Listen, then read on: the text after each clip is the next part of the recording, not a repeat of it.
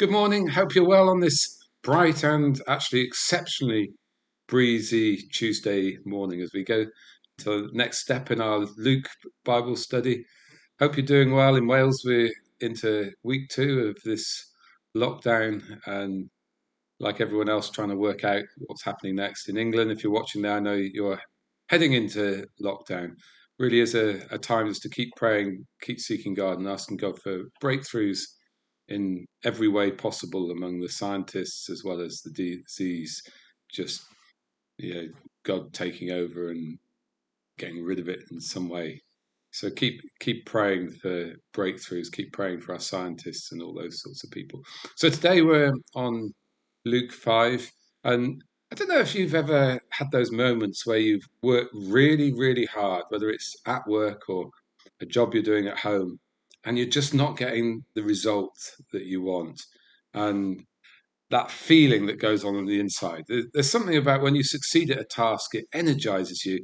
When you don't succeed at a task, you can end up at the end of it just feeling exhausted.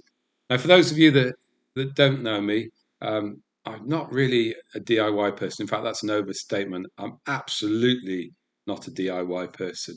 And I remember many, many years ago where I took on the task of laying a laminate floor. And Sue decided the best thing to do was to go out for the day with the kids, which was probably a good move. And I started this job of laying the laminate floor. And as I got on and tried to cut these bits of wood and bits were chipping off, it was an utter disaster. And Sue came back after a little while to pick something up and she looked at what I'd done and she goes, "Why haven't you started?" Well, I've been at it for about 3 hours and that deflated feeling of just not getting anywhere. Now, I think, why am I telling that story? Because it doesn't have a happy ending. I think I actually managed to complete that floor eventually, and someone who turned up and saw me looked at me and said, "Did you realise that a saw is not a specialist piece of equipment?" Now that sums up my DIYing ability. But I just want to take you to Luke 5, and in Luke 5, you've got Simon Peter.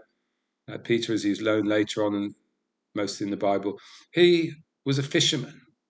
We're told that he'd been out fishing all night. I'm going to read a little bit of this story. I want you to put yourself in his position and how he'd felt. Now, remember, he's a fisherman.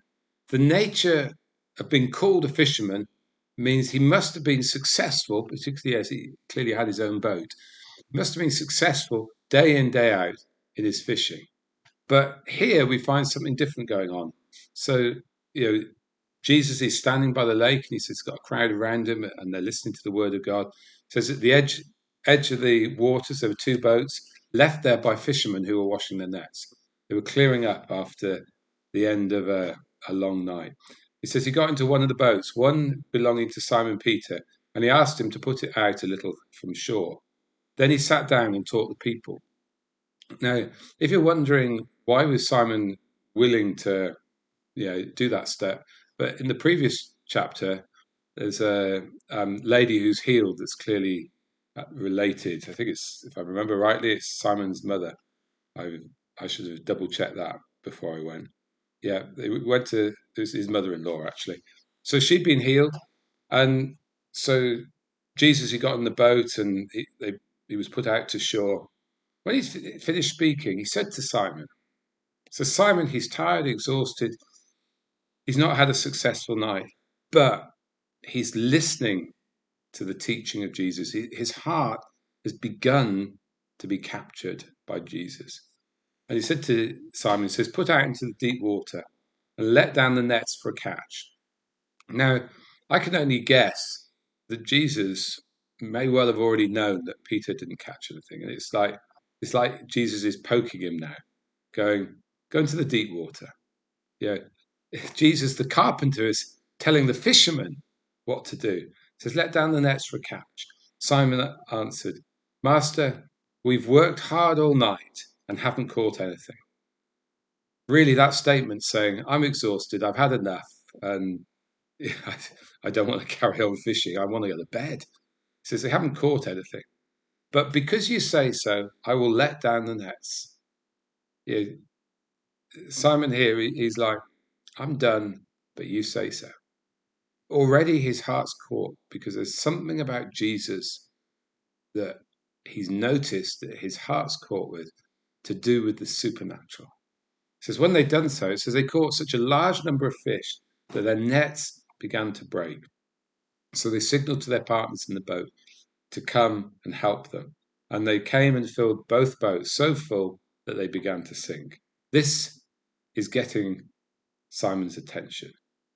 I like this. This is a little statement of transformation here. So often there's subtle little things in the Bible that you think there's something going on in someone's heart.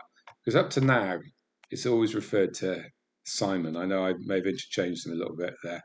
Sorry about that. It doesn't make it quite clear. But the up to now, they've referred to Simon. It says, verse 8, Luke 5, verse 8 says, when Simon Peter saw this, Peter was known as the rock on which the church is built. There's, in this moment, that aspect of who this man is emerging. It's Simon Peter, the rock on which the church was built. It says he came, fell at his knees, and said, "Go away from me, Lord, I'm a sinful man."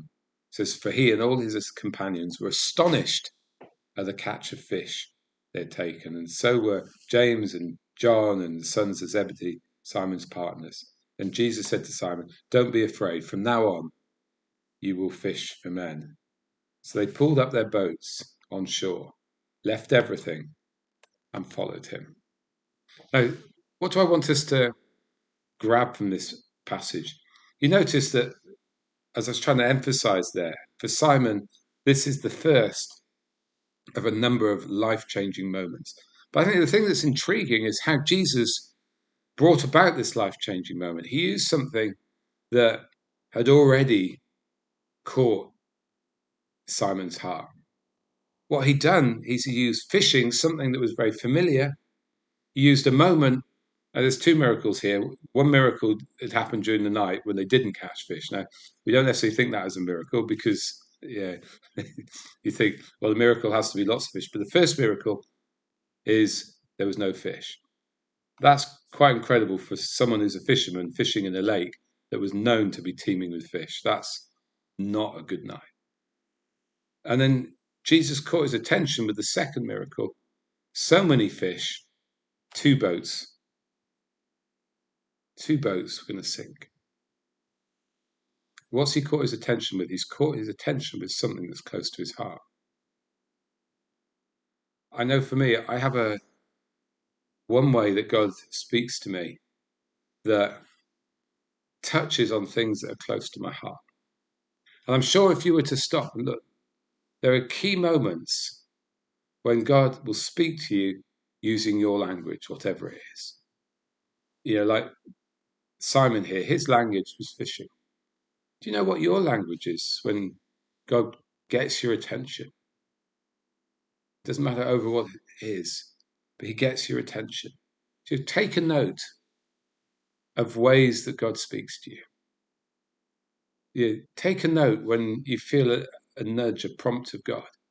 Why? Because God doesn't want to confuse us with confusing languages. He speaks to us in ways that fit with who we are. So, yeah, it wouldn't surprise you, would it, to hear from me? I know God will speak to me and grab my attention, often using gardening illustrations. The number of prophecies I've had from people that don't know me that will use an illustration based around the garden is incredible. But it's the way God grabs my attention. Now, if you follow through with Simon, or Simon Peter, as he's beginning to emerge as, you know, if you follow through, and later on we'll pick up some of the stories, but Jesus captures his attention. Say after the resurrection would be one of those moments. He captures his attention by an incredible moment of an extraordinary, I'm going to use the word harvest, extraordinary harvest of fish, this extraordinary catch of fish. And so Simon Peter, or Peter as he becomes now, knows that there's something that God does that's very familiar. And in the second time, as we'll see later on in the study, um, weeks ahead probably, but you'll see Jesus uses the same thing, an incredible catch of fish, to grab Simon Peter's attention. When he was feeling he's on his own, when he's feeling that it's not worked out, when he's returned back to fishing, Jesus comes in with a miracle that is so familiar. There's no denying in Simon Peter's heart that that's Jesus that's with him. So there'll be those moments for all of us where God will do something which is so personal, so familiar, that we know it's God. So what I like you to take a few minutes out of this. Ask yourself the question, looking back over the time since you become a Christian.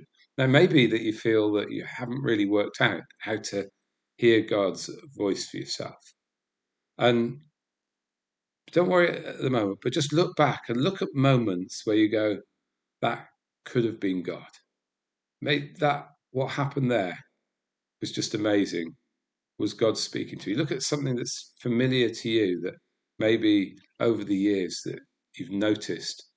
It's almost like highlighted to you, and you think it could be God.